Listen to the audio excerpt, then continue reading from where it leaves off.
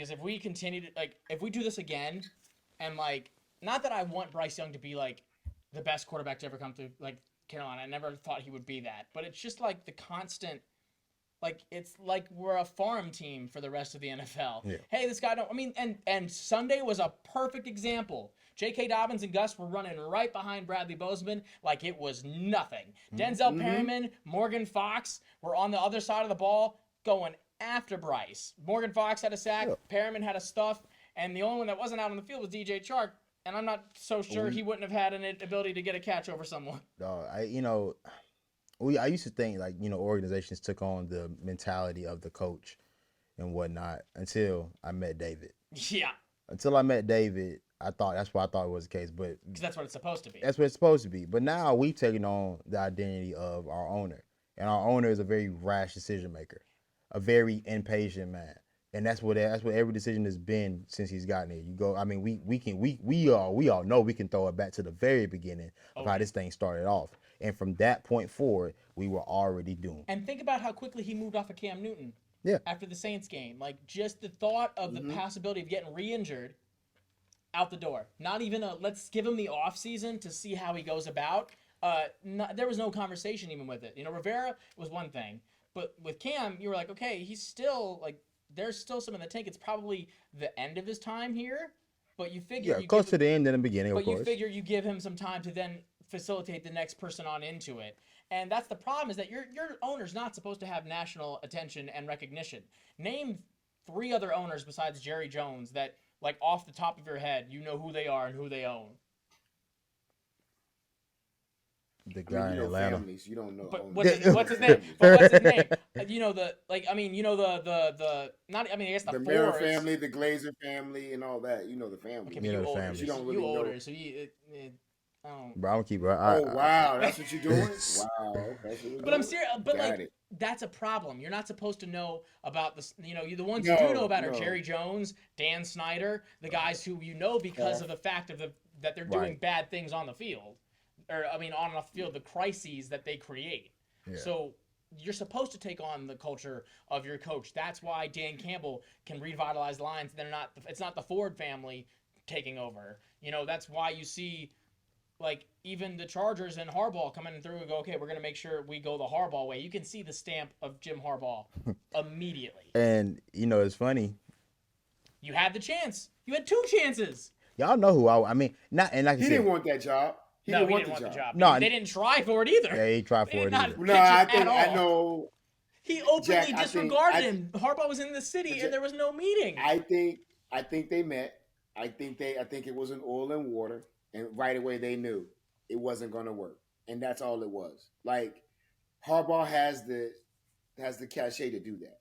He can sit down with you, have drinks, and be like, "Yeah, nah, I'm good." And then in the media, play the media for what it is, right? Right, and then just carry it on. That's how that would work. I can definitely see that. I agree. And then if you even go back to the reason why, or at least the reasons that were put out there why he didn't want C.J. Stroud, it's he doesn't have the look of a franchise quarterback. And then I think about Jim Harbaugh. I think about what got him booted out of his last situation. He had headbutts with the front office. But I don't want anybody that's gonna make me feel uncomfortable with what I'm putting out. Absolutely, with what I own. What I own, no. Of course. And I think both of those guys, if that's true, what was said about Stroud, that's true. And if whatever is true about Harbaugh, it makes sense. I'm not gonna be totally in control. These guys don't look the part for what I feel like to be the part. They don't play ball with me the way I wanna. Don't know Diddy, but you know what I'm saying. That's what happened with Vrabel. That's why Vrabel didn't even get a formal interview, because he just walked in the building being too big, and I was like, yeah, you can go. And I like Dave.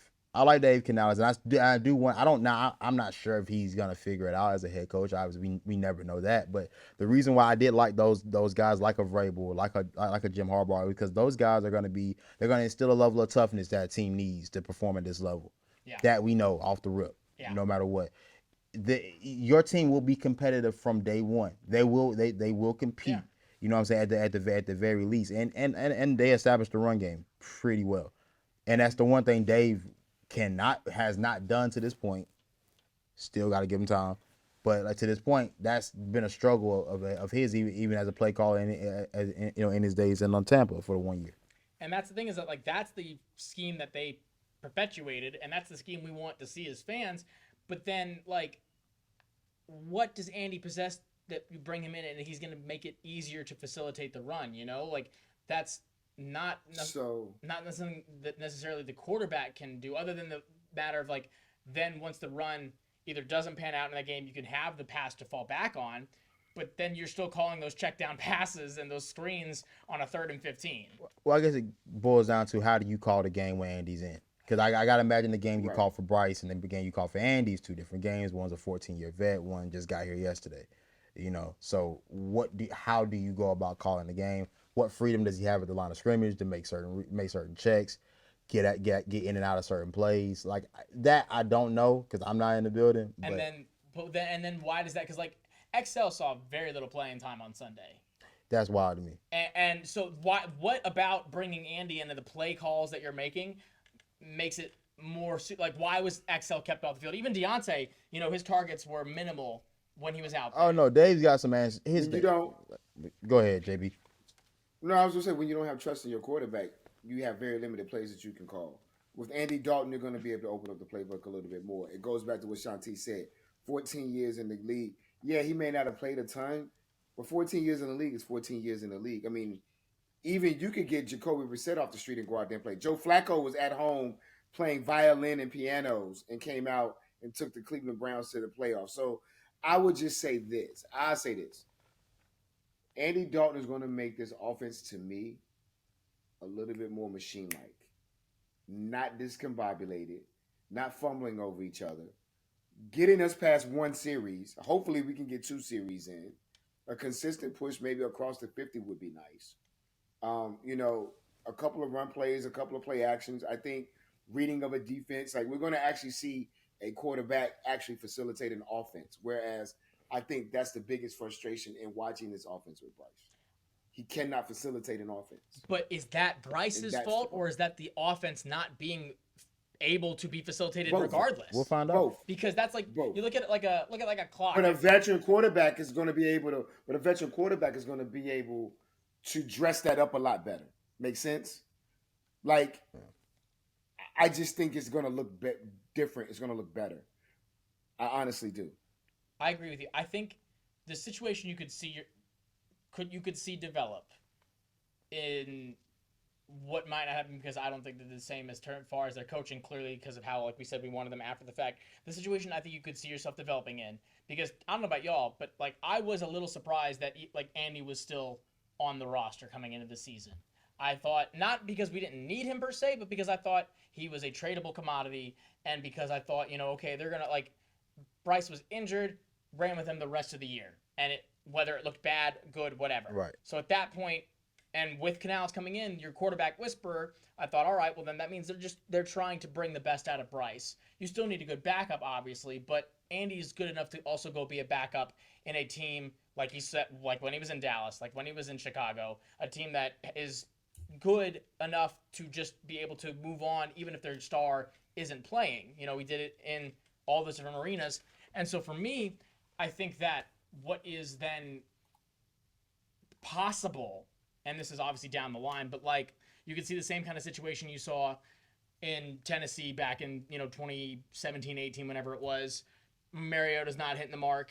You're not getting it going. Ryan Tannehill comes in, gets you where you need to be, and farther than you thought you could. The difference there, and the difference with a lot of, like you said, like Joe Flacco, a lot of these veterans coming in, being able to facilitate, even guys like Sam Darnold, is the fact that the machines that they're operating are set in stone where they need to be. And so, yes, a cog is out of loop, right? But you can put a lesser cog in there, and the machine will run fine. Right. So our machine is it's not even built. It's not even built. Replacing one cog with another ain't gonna do nothing to get that machine rolling. Oh, and to that point, also to the point we made earlier before about maybe this is being prove that it's him, not us. This won't even prove that. No, not to me. Like if Andy Dalton goes out there and plays well, it's gonna be off the strength that Andy Dalton's a 14-year vet. Exactly. He's been doing this for a while. And even if he does go out and play well, from a business perspective or a success perspective, it's gonna mean jack when you're still losing by 10 points because your defense is giving up 30 Right, you're still because it bad. can't stop the run. Right, so that's why I didn't. That's gonna be always be the point where I'm like, we did know what this defense was because we knew way back in June, July that what this defense was. Even with a healthy Derek Brown. Yeah, we didn't give a damn who was out there. We knew this was gonna be bad, and it just ended up being exactly what we thought, if not a little bit worse. But No, it's worse. Yeah, It is. It's worse. It's absolutely worse. It's And worse. like you're saying, if it was a situation where we lost to the Saints 27-24, Totally different. or even got we lost to the Chargers 10-3, then I go, okay, your offense isn't getting the output it needs. It's coming from the quarterback. Plug and play. You'll Right. win some games. and see, that was the narrative you could have ran with a few years, the past few years. The defense is carrying, the defense just needs an offense that can. Well, see, the defense isn't good now because you did gut everything in order to bring in what you brought in offensively and Damian Lewis and Robert Hunt. So And the year before that, right, so Bryce. it really made no sense in terms of like you did invest into Bryce, like you did this to invest into Bryce. You put all your eggs in that basket. So like, is this the end of the Bryce era? Like, is it effectively over with? Like, current day, mind you, Adam Schefter said he believes that's the case. Because he did, and that. Wait. Believe what's Adam the Schefter case? said on the the Pat McAfee show today that it's the end of the Bryce Young era. Oh yeah, I've heard that on several And podcasts and news outlets. And today. that's where it's like, Several. it's like you look at Justin Fields in Chicago. They weren't necessarily putting all their effort into facilitating for him. There Right. was always the argument if you're not giving him enough offensive weapons, Right. like you're not giving the line that he needs. And then they just went hog wild, said, all right, we're going to just get all the, now look at what they're doing. They gave Caleb Williams all of the Everything. assets. He got everything. And he's doing nothing with them. And sure, it's early. Yeah, it's early. But it's for what you thought he was going to be Right. and what he's been touted as. They're shaking in their boots right now, but that's where it's the same issue we've had since David Tepper has bought this team. What freaking direction are we going in? Because if you're trying to say you're rebuilding, this is not a rebuilding move right now. You don't bench your guy other than this concern of his health and safety. Right. But like I said, the hits he's getting are farther and few between they were last season. Right. The incomplete passes and the interceptions are definitely ramping up. But that's not a physical thing. And then if you're in a win now mentality, then why are you starting a 34-year-old wide receiver? Why are you starting a 31-year-old cornerback as your number 2 cornerback? Why are you, paying these guys that are in the tail ends of their careers and not going and being more aggressive if you think you're in a win now mindset? Right. That's where it's like you don't even know which way you're going. And the moves that you're making are just further proof to show that one day you think you can win the division tomorrow. The next you think you need 2 more years. And you're getting different inputs from different areas. And so at the end of the day, you're just flying by the seat of your, double XL pants, not knowing what you're doing. Double XL. He watches the game like a fan.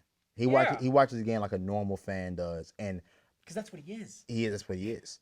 That's what he is. That's what he was the fan of the Pittsburgh Steelers as a kid. That's why once he got the money, said I want to pitch a piece into it. All right, so you don't need big time responsibilities, big dog. You need to let the people that like do this for real just like stay lock in and do it. Because see, even the thing about like Big Cat, unfortunately, like seemingly stay out the way of football business. He was a player. He knew that he's not the one the players aren't the one that are making those decisions. It's the coaches you put in the room. Right or wrong, he let his people make the decisions. When it went well, it went well, and when it went bad, hey, we move on and we start over. Yeah, that's what he needs to let it at least be bad. That's the thing. At least let it just be bad. bad. Like I can rock out with it just being bad and be like, all right, this is what we rolling with, but this is what we're gonna roll with. This is it. We're gonna roll with this. It's gonna be ass. Y'all gonna watch it. And we're going to try to get better the next time. Think of the Texans. Bottom of the league 2 years ago. They stuck with it being bottom of the league. Even going to the point, other than winning that last game to facilitate the Bears getting the pick they did regardless, right. They were last in the league. They didn't try to make giant moves in between. They stuck with the quarterback they had, with the guys they had, with the coach they had, not firing him mid-season to say, all right, we're going to be bad this year. Not to tank, but because the more you... Are we talking about the David Culley year? Was that that was 2 years ago, right? When they were the year before. Yeah. Last in the league. Well, that was a tank. That's It was a tank, that but it was a like they didn't start tanking and then middle of the tanking process go, let's try to win now. No, but here's the thing about tanking though. Tanking starts in the off season. It So does. tanking starts when you let go of a guy like Brian Burns. Tanking starts when you don't re-sign Frank Louvu. Tanking starts then. See, tanking was what this team was doing That's what I'm saying. in terms of their moves. See, you just got shut. See, this is when you got. This is when Big Bald Ass got shut the hell up. Exactly. That's just what I'm let it saying. tank. If you're gonna be bad, Be be bad. bad. The It's like- Texans started tanking and they continued on with it. Then they doubled up their picks in the first round, got C.J. Stroud, got D'Amico Ryans, signed Dalton Schultz, let the front office make the moves. I don't even know who the hell the Texans owner is. Don't. I could not tell you who it is. Couldn't tell you. Anywho, they made those moves, did what they're supposed to, turn around, get you to a wild card win in the divisional. No, Yeah, you got a wild card win and you lost in the division Yeah, to lost- Baltimore. like, and not even in insane fashion. That game was closed there for a while. It was. So that's the precedent that's been set across the league. You know, even it's not every day that you go from last to playoffs. That doesn't happen often, No. but it happens more than you think. It does happen in the league more than you think, for sure. No, I think the one factor we're all leaving out, and I mean not the factor. I think the correlation is the fact of the ownership change, and then just the overwhelming feeling around the culture. Oh, yeah. Hasn't been right, and it hasn't been right for quite some time. And it originally started. I think you said it a long time ago, Shantice, and I agree with you. This is going to be the curse of Steve Wilkes. Yeah. And that single-handed decision where we were teetering on turning the curve again, right? Yeah. The players had bought in. We were getting ready to make that push next year. All we needed was a couple more pieces, kind of some kind of middle of the road vets to come in and draft pretty decent. We would have been okay. We probably would have made the playoffs. And because he wanted to come in and make his own stamp on things, he decided to let Steve Wilkes go. And that is when the culture left. And that is when the loyalty to the Carolina Panther way went out. And the fans. And we have not been able to regain it since. We've tried to kind of mend it here and there. Got us Matt Rule, and you see what that did you. No, we're going to get us a veteran coach. Even then, had the chance to go young, had the chance to hire some other people. But you decided to go with Frank Reich. Then you go against the quote-unquote football guru who wanted a different side of quarterback. Nothing against Bryce. Just saying what this coach needed to work with to be successful. And you decided to go against the grain with that. So now we're sitting here, 6 coach in. What are we, 37? What is it, 37 and 68 record since 2018. And we have no end in sight of winning. There's no rainbow. There's no light. We have no idea what we're doing. And you've ruined a young man's future. And to be quite frank with you, if Dave Canales don't look conceivably better by the end of the year, we're going to be talking about Dave Canales in the bad way. It's going to be – I will be interested to see, depending upon his record, He's got a 6-year contract, bro. Okay, so did Matt Rule. He's got a 6-year contract. Matt Rule, Frank Reich had, what, a 4-year contract? We're still paying off. So listen. Frank Reich's at home enjoying the Miller Lite every night with a laugh on his face. At least I would. Too. And so this is where, you're going to get – and that's what I don't know if it was, such a toxic relationship between him and Matt Rule to the point of, he's just gone balls to the wall to overcorrect in every facet. Because, we knew that Matt Rule had the toxicity there and the way he built his culture and the way that it rubbed, Tepper the wrong way. Whether it was against the grain of what he wanted or just he didn't like it regardless. And so then, and we also saw, the control he had in the draft. You knew that was there because there's no way that a GM you're making those kind of compromises that often to get guys that are just off of your squad. And so then, the first free draft that Federer has without the reins of Tepper, of Rule, there was no rational person to say, hey, let's maybe not do this. Frank Reich knew that he can't he doesn't have the locker room. He doesn't have the ability to implement a culture that quickly. He is an older head coach who is a system head coach. Right. So he was like, I need a guy. And he was hoping and praying that they would get C.J. Stroud like he wanted if you're going to make that giant move. In reality, they should not have traded up for that number 1 overall pick that year, if we're being really honest. If we're being really honest, right, I hate to beat a dead horse again, but to JV's point, you just don't let Steve Wilkes walk out the door. And he has the rationale to say, hey, maybe let's not do this. Right. Because, I mean, here's the thing. Playing winning football, bro, you can't take that. You can't take it for granted, bro. No. I see fan bases all around the league talk about their coaches that consistently win and then being unhappy with, with what they've received in terms of not winning championships. But you literally cannot take winning football for granted because, dog, it's tough to maintain, especially when you have certain people in in certain places like in that front office.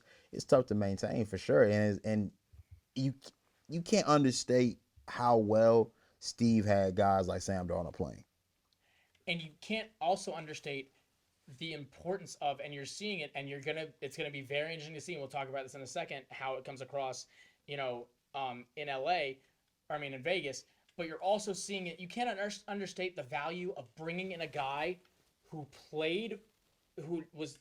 had a history in your organization, who has history in the area with which your team resides, who went to high school not 10 miles from the stadium.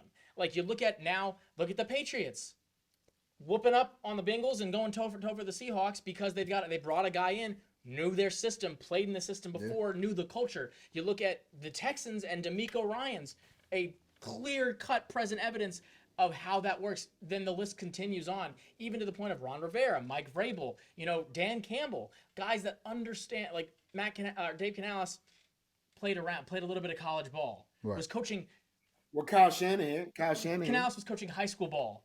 He was Sean coaching McVay. high school ball, not 5 years ago, not 10 years ago, whatever it was. This is not the arena that you come from.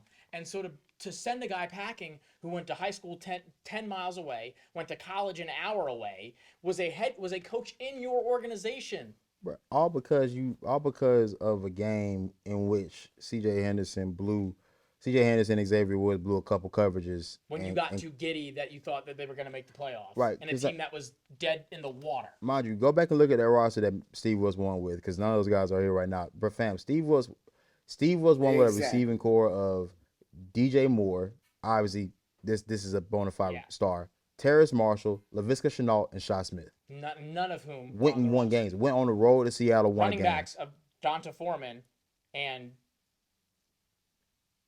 Chuba was there. Was it Mike Davis? No, it was Deontay Foreman.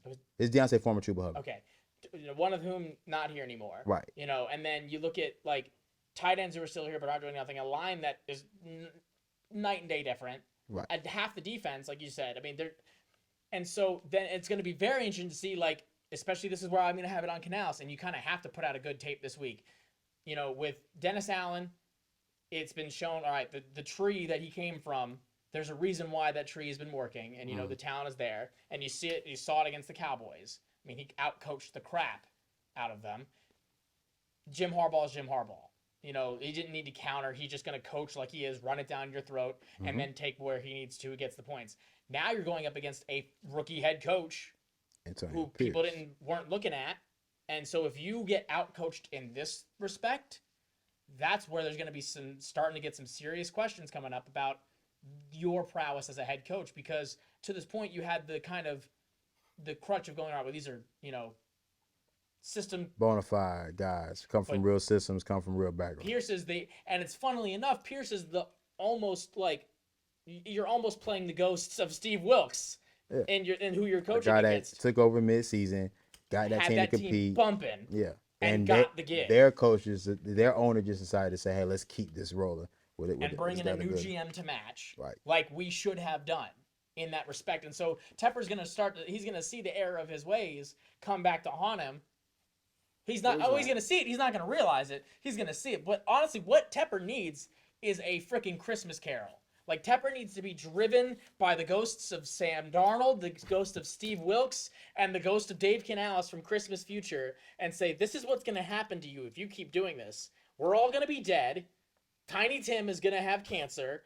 And you're gonna and that being Bryce Young. Bryce Young is Tiny Tim right Really? now, if we're being really honest.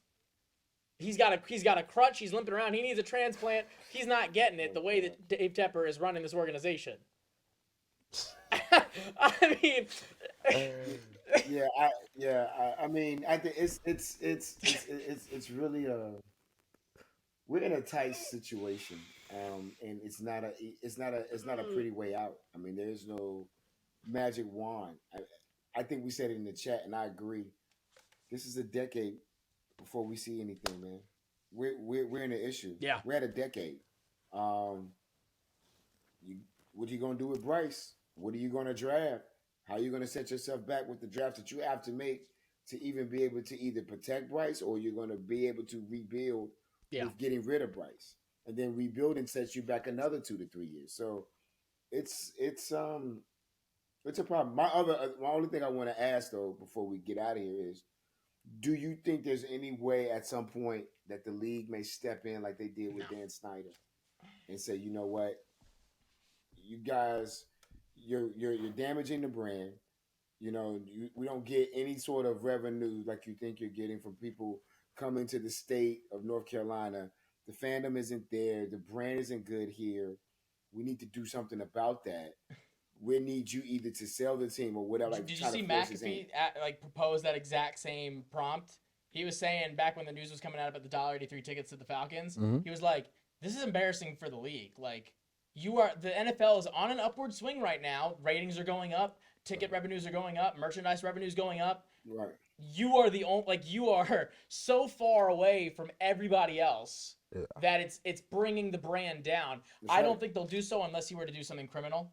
I mean, that was what it took for Snyder. Even Snyder was doing criminal crap, and it still took him a minute to, I was really hoping the throw in the cup at the. I really was too. It's gonna take more than that. Was gonna get it rolling, but it's gonna take. I think this being bad just ain't gonna cut it. It's gonna take some sort of embezzlement. Do you think there would be a group of owners though that would then come together and say, you know what, this is looking bad for all of us. Like, even though they're getting their revenue, see, the thing is, it's the TV revenue. Honest to God, that's the one thing. If think about how unprecedentedly absurd that would be. Not to say that it's out of the realm of possibility, but for you to operate that bad as both a businessman and an owner to the point where others in your wheelhouse and space are coming to you almost as an intervention saying, dude, you gotta stop. I don't think we as an organization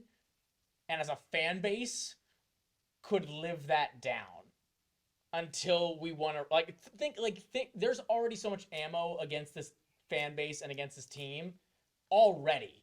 If we had it to where your owner was so bad the rest of the owners came to him and said, you gotta stop, I don't think I could stomach, how do you look other fan bases in the eye and go, yeah, that's what we did. They buckle up then. Buckle up then. But honestly, that's what I would be. If that's what it would take. Oh, I would accept it. I need to bump up my therapy to twice a month if that were the case. I gotta. Yeah, buckle up, because that's what it is. Buckle up, because we're gonna be. I'm guessing. What am I? I'm not gonna say my age, but by the time we get back to relevance, I'm gonna say this out loud. My son is probably gonna end up getting married. Ooh. All right, man. Look, we can figure this out. Hey, who was the hottest rapper? You know what I'm saying? When you was a kid, when you say you were 10 years old, was rap even a thing yet, or who was the hottest rapper? The rap was like, today I went to the store and I bought a hat. That was. So when I was 10, man, I mean, we're taking it back. So that's the beginning stages of EPMD, Run DMC. Okay, I know how old you are. Yeah. Fat Boys, Heavy D. I know exactly. All of that. I know exactly how old you are. 10-year-old kind of. Eric B. and Rakim. When we were 10 years old, LL Cool J was. Beastie Boys. But LL Cool J was was it NCIS? That's So Raven? LL Cool J, bro? Nah. LL Cool J's been in the game for 40 years, gentlemen. Wasn't he? Right. But he was on TV by then, but he went on That's Alright. That's Alright was out there by then. Was he everybody? No. By the time we were 10, LL Cool J he would have been on he was a cop on some show, bro. How what do you think the show That's So Raven is? But that's already was on. L, But L, you know how? wait, time out. Do you know Guys, how? stop. LL's been Bro, acting that's- ever since he came out, but as far He as was being a on- I s- legitimate actor like When you we were guys 10 have years seen old, him on That's So Raven was TV, still a show. it No, probably that's not. wasn't Okay, but then until when we were like 7, like it the was still a late show. 90s. Bro, you. Yeah, it's not. It Bro, was you not were that- watching. Dog, you were watching reruns of That's Alright. It was only on TV for like 3 years, dog. homie. Oh my God. I can't believe we're arguing about LL Cool J. Listen, this is the score this weekend. Getting rated? This is the score this weekend. 20-10 Raiders. Andy Dalton. That's Consistent. generous because That's they all just, I'm giving. I mean, they just beat the Ravens, what, That's all I'm 25, giving 22? Something like that, yeah. Some 20-10 Yeah. Raiders. Okay. Yeah. 4 seasons. Hold Andy on. Dalton. I'm so sorry. Hold on. Okay, but 4 seasons, 2003 to 2007. So, I was like 9, 2007. Close enough. All right, whatever. Regardless. Dollar baby. Yes, but that's besides the point. Dollar baby. I will say.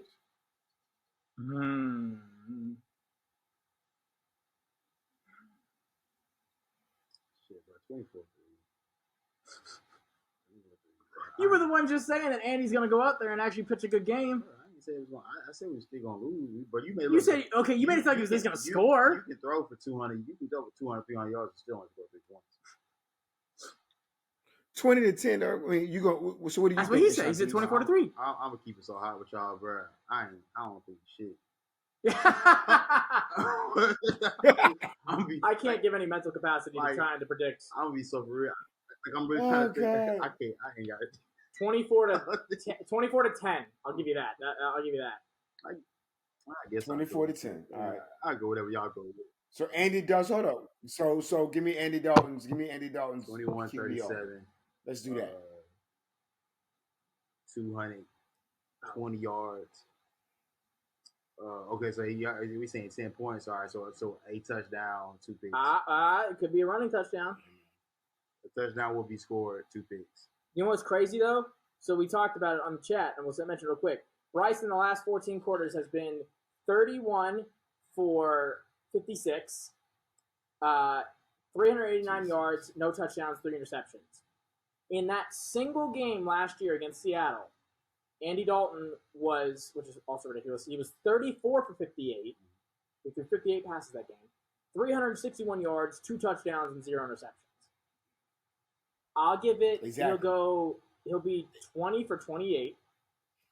I'll give him 215, a touchdown and an interception. I'll keep the names. All right. I'm gonna give him something similar. I'm gonna give him somewhere around 22 of 25, something like that.